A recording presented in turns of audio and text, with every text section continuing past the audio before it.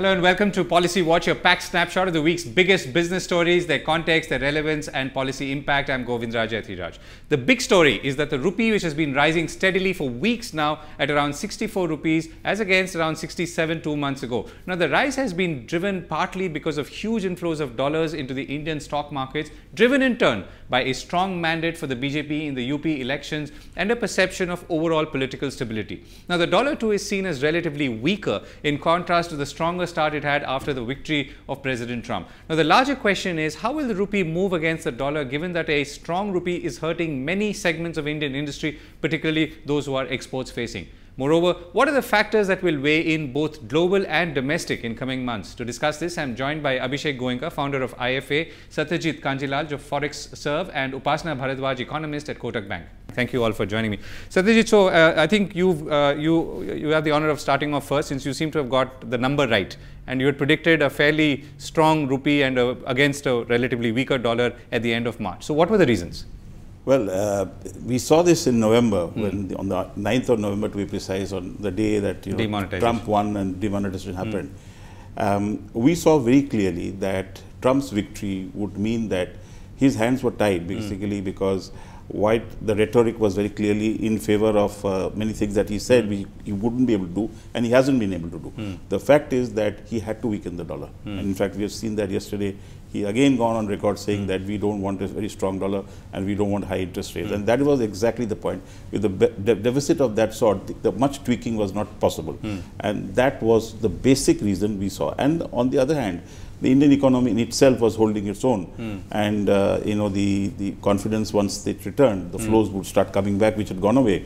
So we've seen record FDI inflows last year, $46 billion. And this year, of course, the FIIs also are increasing. So if you take all that into account, and then the good thing was that the oil prices were low, so our outflows were low, so our current account deficit is low, our deficits are overall lower. So, in all, it was just a question of return to macro package. Yes, it was a return to confidence, basically. And then, things are moving the way people expected. So, Abhishek, how do you see this? Could it have been, therefore, if we were to go with from the confidence point of view, then it should be even stronger than what it is today? See, if you actually see India has been among the fourth best performing market in terms of currency. Yeah, it's beating all other emerging markets, And I think it's a matter of carry trade.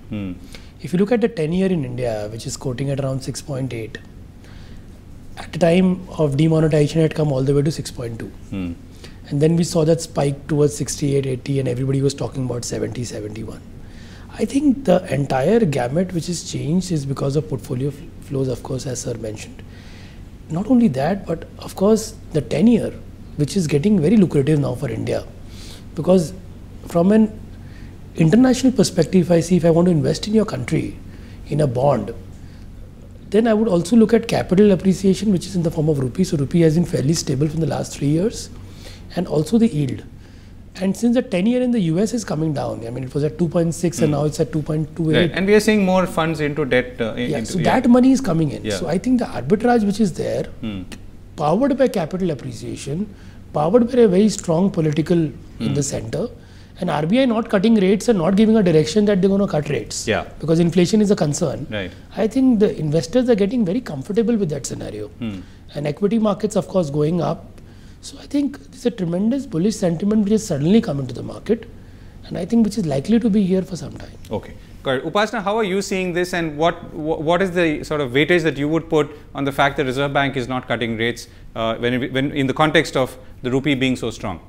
See, Govind, if we go back a little, the strengthening of rupee actually started from the beginning of February, and that was actually the time when we had a reasonably good budget. Along with that, it was followed by a hawkish RBI, and that is something which I think just provided the big trigger. And then that was happening at the backdrop of a weakening of dollar. So all of this actually started around February, and we were looking at a kind of a marginal appreciation in the subsequent 2 months, but the extent of appreciation is definitely not what we were looking at. But having said that, I think if we were to look a little closely, it is the last 2 weeks of March which have seen the influx of flows, and there also we have seen little one-off flows that we are hearing about. Some kind of a reallocation of funds from, say, from Malaysia to India. these were one-off flows which really happened, and then the sustainability of that going forward. So while yes, we have seen a big amount of flows come in, whether we expect that to continue going forward is going to be a subject of various things.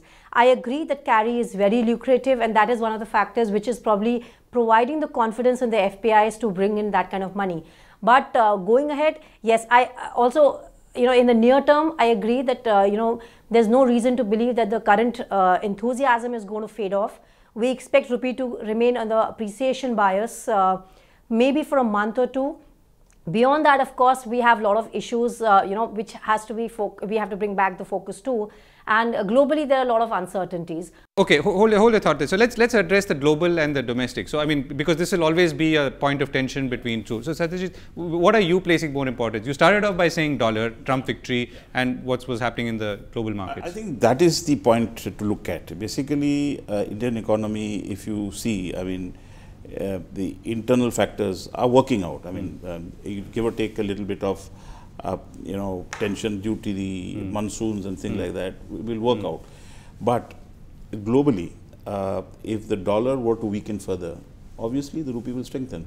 The RER adjustment, as you see, the RBI intervenes at a time when the REI goes out of sync with its valuation, that model they have in mind. So right now the RER is very much in sync with the valuation. And you've seen that yesterday the euro and all the other currencies, 6 basket currencies one looks at, is close to 102 right now, 102. So if the RER keeps on improving, the RBI will bring down its threshold of buying, say closer to 64 maybe, or as dollar strengthens or weakens globally, you will see them lowering. So they will buy dollars, I guess, and they will support the rupee, but they are supporting the RER valuation. Right. So the premise here is that domestically things are going to be stable, if not stronger, and because the dollar is going to weaken or likely to weaken, therefore the rupee will strengthen. I see that as a major factor, right? And that has been, if one were to watch very carefully over the last couple of years since Rajan came in, from that time onwards, they have actually tried to calibrate, used to use the word calibrate the valuation of the rupee on international terms. Right. Okay. So Abhishek, obviously a lot of people are concerned. And when I say a lot of people, I'm talking about exporters, small and big IT companies, small exporters. So what would be your advice to them? I mean, how should they be following this now? So I would say that, if I look into the market, so I was visiting some associations in the last week and trying to get a sense of what people are doing and what their strategy is. So I think people are completely exposed when it comes to the rally from 67 to 65. And since most of these exports, garments, textiles, IT, they start getting hit once the levels go below 64, because the cushion of the profit starts getting hit. And the numbers, when we talk to the news channels like yours, the street takes it very negatively. So I think what they are doing right now is that they have started selling a lot now in the market, assuming that they're getting forward premiums in the future. So 67.5 if they're getting for a 1 year, they want that, okay, fine, we want to protect our earnings for the next 2 quarters, 3 quarters, 4 quarters. So they're doing that. In case they are keeping some positions open, they're keeping a strict stop loss of 64. So I think now they are in a heavy selling mode, and that's the reason the appreciation that happened from 65 after the RBI had increased the reverse repo was very fast. Because as per my information, there were companies who came and sold chunks in the market when 65, 70, 64, 70. Yeah, so to also pick up on Upasana's point, so what extent could this be an aberration or a part aberration because sudden flows came because some reallocation happened, and combined with the factors that you were talking about? So a couple of things that I would like to point out is that rupee normally depreciates in May. Historically, out of 10 years, 8 years, rupee had depreciated in May. Now that's a ray of hope. That since there is a kind of an appreciation which has happened in a very erratic May, you might get a sense or a chance where you could see some depreciation. That's number one. And number two is that RBI has probably been dominant in this market. I think a couple of billions probably they have bought in the market.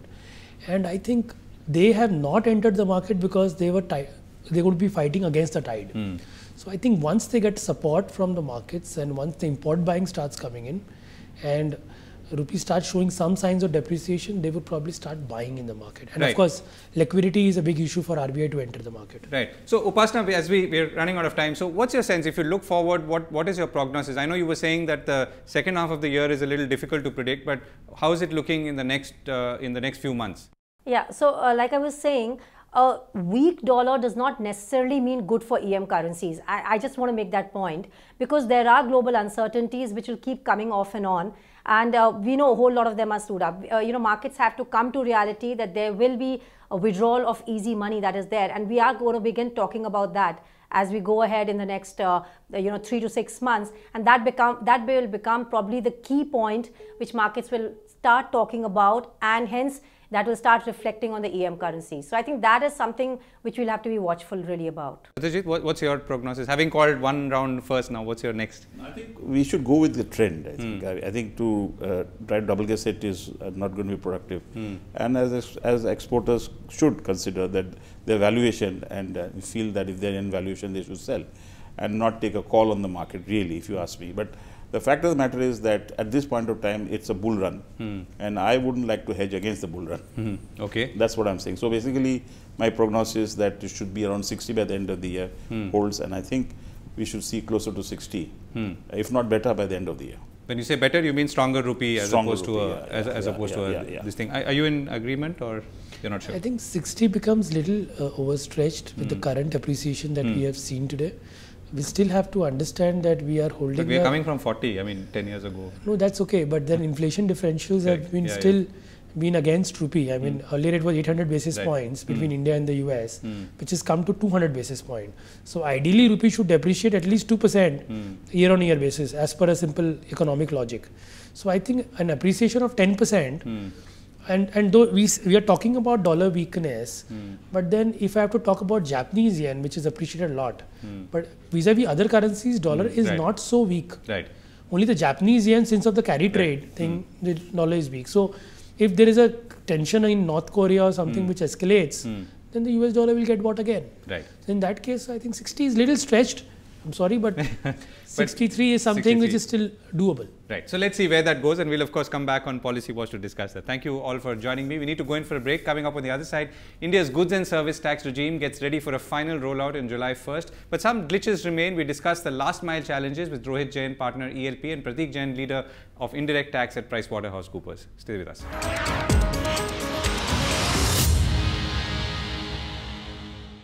Welcome back to Policy Watch. Now, the only big question on India's landmark goods and services tax is whether it will launch on July 1st or could it be delayed by a few months. Apart from that, work is underway at a hectic pace.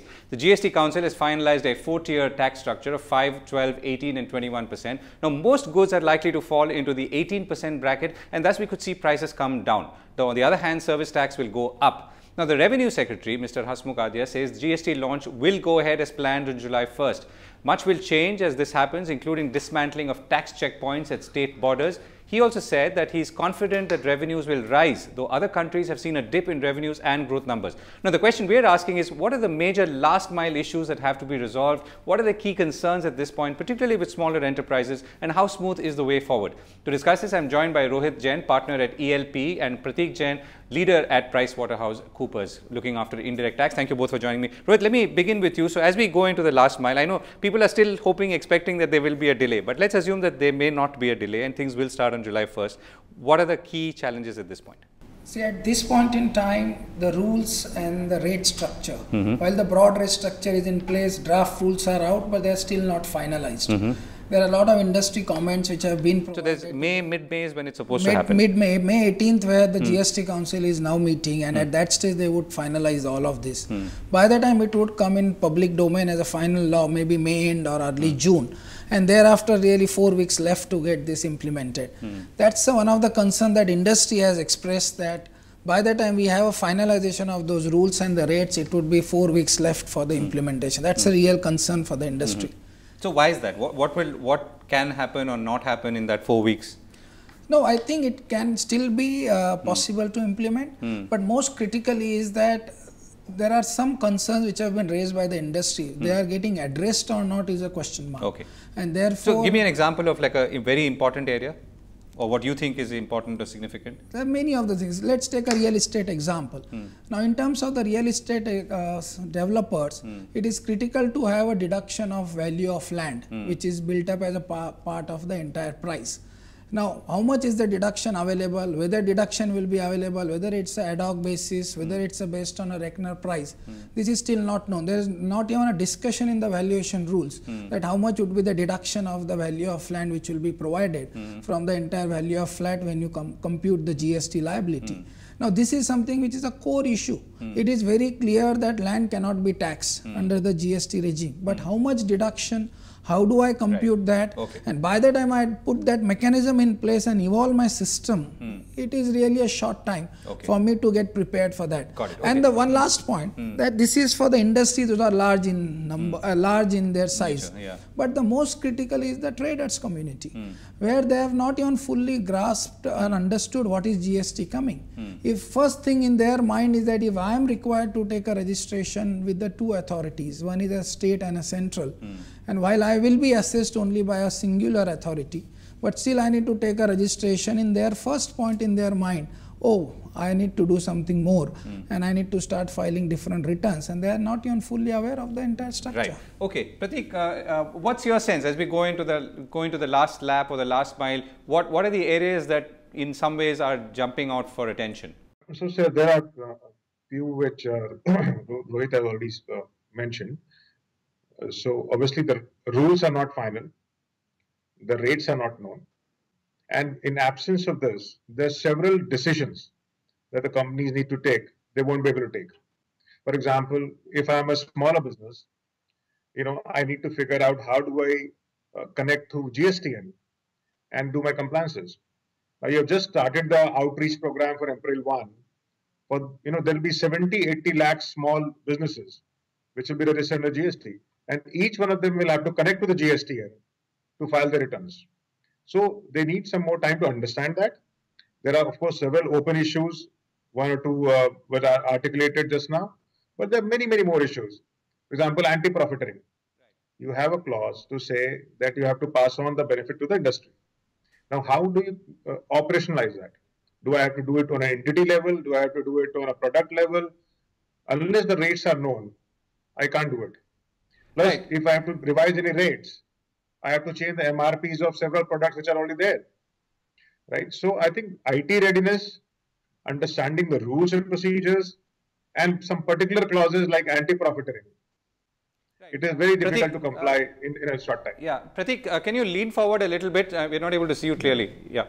Okay. So, next question. So, you talked about anti-profiteering. Now, can you tell us why anti-profiteering is a concern from the industry side? From a consumer point of view, it seems to me that it's a good idea and something should be done about companies or manufacturers who do not pass on price benefits to consumers.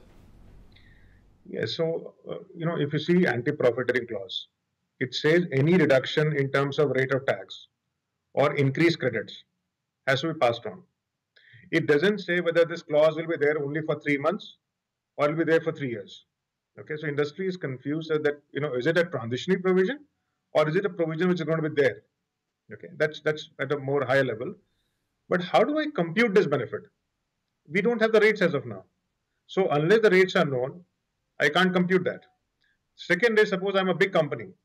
So I'm selling mobile phones, I'm selling consumer electronics as well, let's say washing machines. Do I need to compute this profit for an entity or do I have to do for each product? Why don't you let the market forces determine the price? Because it's a complex country and very difficult to figure out how much do I need to pass it on. And also for services sector, how do you figure out what's a right price? And for example, if I'm an advertisement, suppose in media, so how do I pass it on? So I think there are many items need to be considered here. Right. Okay. So just on one word, a quick word on anti-profiteering. So the services part of anti-profiteering is something that we've not discussed. We mostly focused on goods. But do you see that as a concern, Rohit? I also see the concern for services specifically also. Because today services are anyway getting taxed at 15%, likely to go to 18%, while they will be entitled for the corresponding credits. But it all depends upon industry to industry, business to business, Some services have hardly any 1-2% consumption of goods. Some services have larger consumption of goods. And how the tax authorities will effectively monitor this?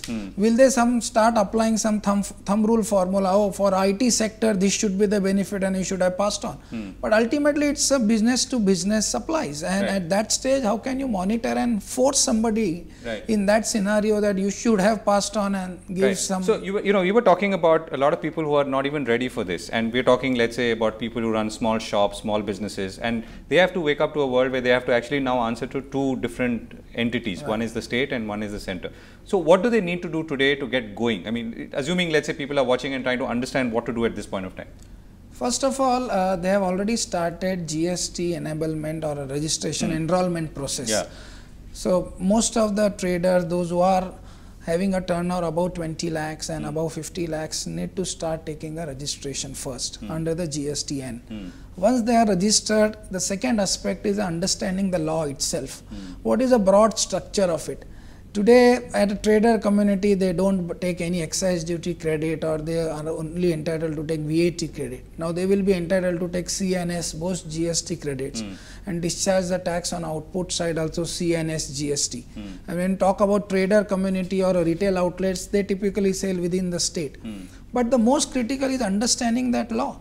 Now, they need to start capturing all the information in the system. And most importantly, everything will be online. There will be nothing manual. Your GSTN network will have to upload all the information of purchases, all the information of sales. And the real challenge, I feel that many of the trader community do not have that sort of IT infrastructure to comply with the GSTN network. So, and you're saying even if you're 50 lakh turnover per year organization or a shop, you'll have to have the IT to comply. IT to comply with. And many of the things today they have been doing manually. How much it would be possible manually, they will have to identify. But in some ways there is no choice at this point. They have to do it. There is no choice for them. Okay. Pratik, if I can get an illustration from you. So let's suppose we take a bar of soap manufactured by a company in the consumer goods space, or a television set. Can you take us through the path it used to travel earlier in terms of where the taxes would get cut and where they would get added, and how would that change today? Yes, so let's take an example of a refrigerator or a, let's say, television. When it is cleared today from the factory, you typically pay 12.5% excise duty on, let's say, 70% of the MRP value. Okay, then it goes to the distributor, and then it goes to the retailer. When the distributors and retailers sell, they only pay VAT, which is 13 to 14%. Okay, so whatever services that the distributor buys, whatever taxes they pay, it becomes a cost for them. For a manufacturing company also, there are a lot of taxes that they pay. For example, central sales tax on purchases, it becomes a cost. So effective incidence of the rate of tax is anywhere close to 25-26%. Now, assuming that comes down to 18%, that will benefit the consumers. The distributors will be able to claim more credit.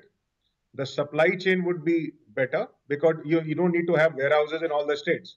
You can directly sell it to the customer. Just a quick question on this. Where does that 6% or, if the gap between 18 and 25, where does that go?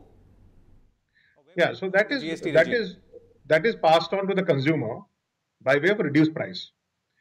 So obviously the government gets lesser taxes, but that is compensated by better compliances. So more and more people who are not paying tax will come under the tax chain, and it incentivizes manufacturing.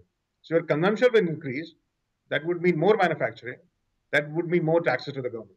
Right. So it's a win-win situation for the consumers as well as the government. Right. Okay. So now let's come to the small trader that we just spoke of with Rohit. Why is it in the small trader or the retailer's interest to be part of the system? I mean, I'm not talking about the legal, illegal part, but how does that person benefit?